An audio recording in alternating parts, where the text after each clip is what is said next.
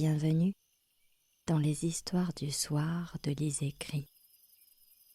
M la maudite, chapitre 14. Un champion de prédilection. À l'extérieur de la tente, c'était la cohue. Il ne restait que peu de temps avant les 3 coups de corne de brume qui annonçaient l'ouverture des portes de l'arène, et tous les compétiteurs et compétitrices devaient être présents pour le défilé de la cérémonie d'ouverture. C'était une condition essentielle à leur participation au jeu. Dans la zone réservée aux candidats des épreuves sportives, les écuyers et écuyères vérifiaient les armures de leurs champions dans une atmosphère tendue. L'heure était aux derniers ajustements. Les tentes, installées à moins de 3 mètres les unes des autres, ne laissaient que d'étroits passages pour circuler entre elles. Les participants et participantes et leurs suites se pressaient dans ces petits interstices. Chacun réunissait son équipement, hache, épée, lance, avec lesquels il comptait se présenter à la compétition. Avec l'appréhension, les humeurs étaient facilement irritables et des éclats de voix retentissaient partout autour de nous. Des soldats de la garde avaient été mobilisés pour escorter Nour jusqu'à l'arène. Ils étaient 4 à avoir attendu qu'elle soit prête devant l'auvent de son pavillon et à lui avoir emboîté le pas dès sa sortie de la tente. Comme toujours, Nour dépassait la plupart des gens d'une bonne tête. Elle avançait calmement de son pas déterminé à travers la foule. Même sans les soldats, les gens la reconnaissaient et s'écartaient de son chemin pour la laisser passer. Je m'étais glissée dans son sillage pour profiter de l'ouverture créée par son passage et nous avions avancé jusqu'au pied de l'arène sans aucune difficulté. Le premier coup de corne de brume retentit à notre arrivée devant la porte I. Aussitôt, une lointaine exclamation du public en attente s'éleva et tonna à travers la campagne. De là où nous étions, nous ne voyions pas la foule qui était de l'autre côté de l'immense structure des jeux par rapport à nous. La corne de brume retentit une 2e fois, puis une 3e, et à chaque fois le public lui répondait d'un cri unanime et tonitruant. « Va rejoindre Bren à la porte F, il te guidera jusqu'à ta place. » me dit Nour. « On se retrouve à la tente ce soir après la journée. » J'acquiesçai avant de m'éloigner d'elle dans le sens inverse. J'avais un grand tour à faire le long de l'arène pour regagner la porte F. Heureusement, du côté par lequel j'allais passer, je ne devrais éviter que les compétiteurs et compétitrices qui, pour la plupart, attendaient déjà à l'intérieur de l'immense structure pour entrer sur la piste et défiler. Avant d'être l'écuyère de Nour, je n'avais jamais réfléchi à la construction de l'enceinte des jeux. En réalité, l'arène était creuse. Sa structure avait été pensée pour que les athlètes puissent attendre sous sa charpente, dans des galeries souterraines qui la traversaient de bout en bout. Les portes pour accéder aux gradins et aux galeries avaient été réparties de manière à ce que les spectateurs, spectatrices et compétitrices ne se croisent pas. Les entrées étaient identifiées par des lettres. De A à F, c'étaient les portes réservées au public. Elles couvraient les 2 tiers de la façade de l'arène. Les participants au jeu accédaient à la piste par les portes G et H. Enfin, la porte I, construite à l'écart des autres et bien gardée, était un accès direct à la tribune royale. Comme me l'avait dit Nour, mon maître d'apprentissage m'attendait près des grands rondeaux en bois de la porte F. Malgré l'attroupement de spectateurs, il me vit de loin et me fit de grands signes jusqu'à ce que je le rejoigne. « Il faut qu'on se dépêche ou il y aura bientôt plus de place. » me cria-t-il en s'engouffrant dans l'escalier qui conduisait au gradin. Je l'avais suivi en même temps que la foule qui était en train de rentrer par la porte en grand nombre. Sur les marches, l'ambiance était assourdissante. Les spectateurs faisaient un bruit monstre, scandaient le nom de leurs champions et championnes, acclamaient le duc et le roi et chantaient des chansons en l'odeur des anciens vainqueurs et vainqueuses. Et elles tapaient des pieds avec ferveur, faisant trembler le sol de l'architecture. Qu'est-ce que j'aimais ces sensations! Sentir les vibrations de ce tumulte remonter le long de mes jambes jusqu'à mon crâne et me donner le tournis. À chaque fois que je m'étais retrouvée dans l'arène, mon corps avait tremblé en même temps que ceux des autres spectateurs et spectatrices. Les émotions étaient contagieuses et la joie de l'entièreté de la foule se propageait en moi, renforçant mon excitation. Bren m'indiqua un coin de gradin où devait être ma place. Je vis Suzanne et Leila lever leurs mains dans ma direction pour que je les remarque. « Vas-y, » me dit-il en faisant passer sa voix au-dessus du vacarme. « Moi je vais attendre Nour près de la tribune royale. » J'avais réussi à rejoindre mes amis en me faufilant entre les gens déjà installés. Arrivée près d'elle, Suzanne me sourit, comme à son habitude, tandis que Leila avait du mal à tenir en place tellement elle était surexcitée. « J'espère qu'il y aura de beaux combats cette année. » s'exclama-t-elle, ses grands yeux rivés sur la piste au centre de l'arène. « Oh oui, j'ai hâte !» ajouta Suzanne en faisant claquer ses mains l'une contre l'autre par de petits à-coups secs et rapides. Il me tarde de voir les prestations artistiques aussi. Tu te souviens, l'an dernier, la troupe qui venait du Nord. Et vraiment. Je n'entendais leur conversation que d'une oreille, occupée à essayer de distinguer un visage familier à travers la foule. Si mes parents étaient sur les marches, elles devaient aussi être en train de me chercher. Je scrutais les gradins autour de nous. Généralement, mon père avait toujours réussi à nous avoir des places dans le quartier ouest de l'Arène.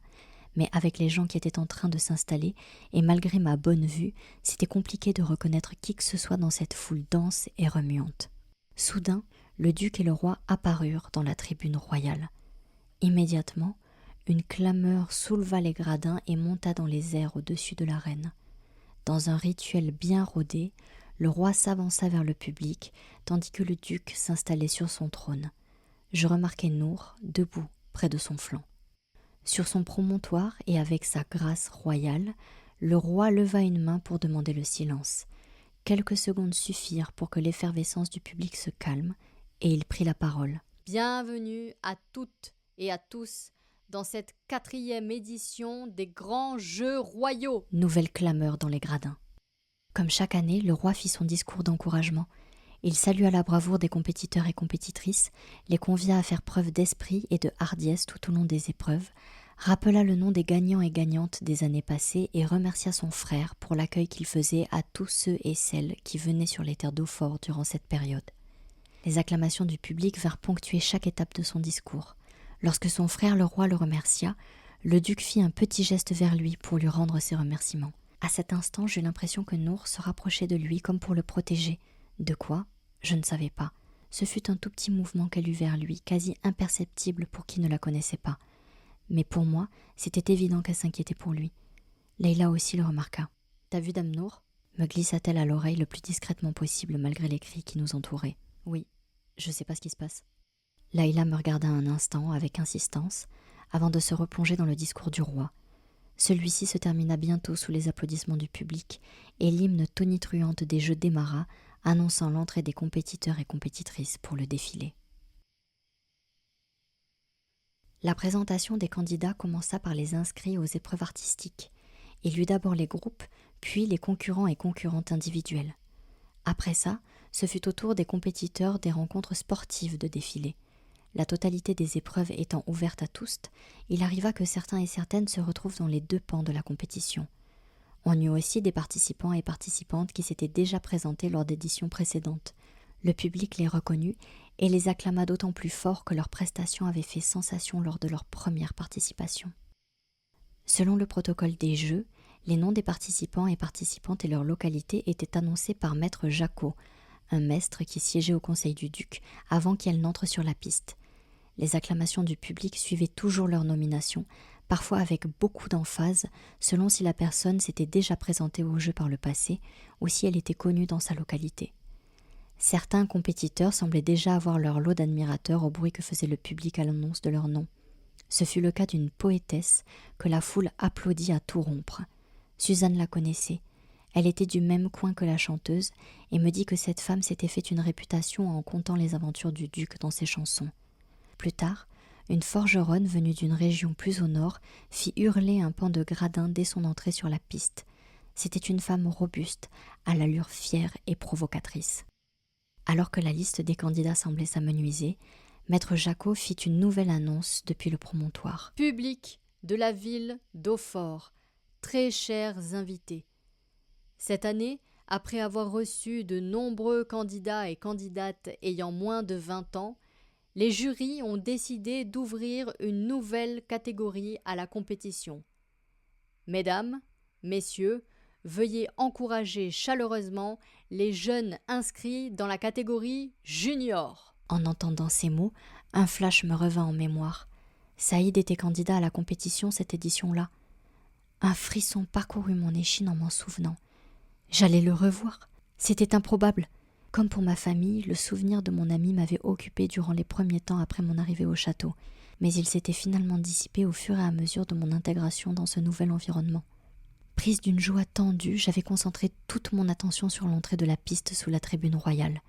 Et évidemment, le hasard faisant parfois bien les choses, et comme pour donner raison à ma tension intérieure, le premier nom à retentir après cette annonce fut le sien. Saïd, de la campagne des Trois Sentiers.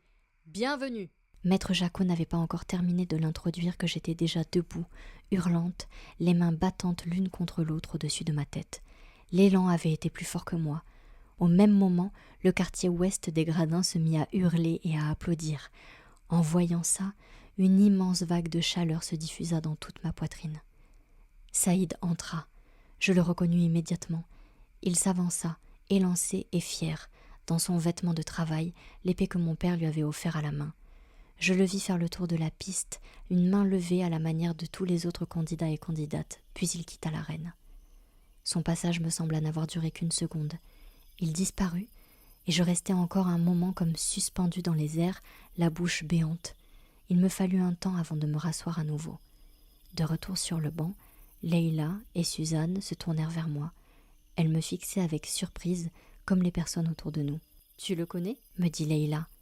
Je ne savais pas trop si c'était une affirmation ou une question. « Oui, bien sûr, c'est Saïd, c'est... » Incapable d'aligner une phrase complète tellement les sentiments s'entrechoquaient en moi, je me mis à bégayer un instant, ne sachant pas comment décrire mon ami d'enfance. La main de Suzanne se posa sur mon bras. Elle me regarda avec inquiétude. « Tout va bien ?» Son attitude calma mes émotions, et je sentis 2 fins filets chauds couler sur mes joues. Je n'avais pas réalisé que, de fierté et de joie, je m'étais mise à pleurer en voyant mon ami entrer sur la piste.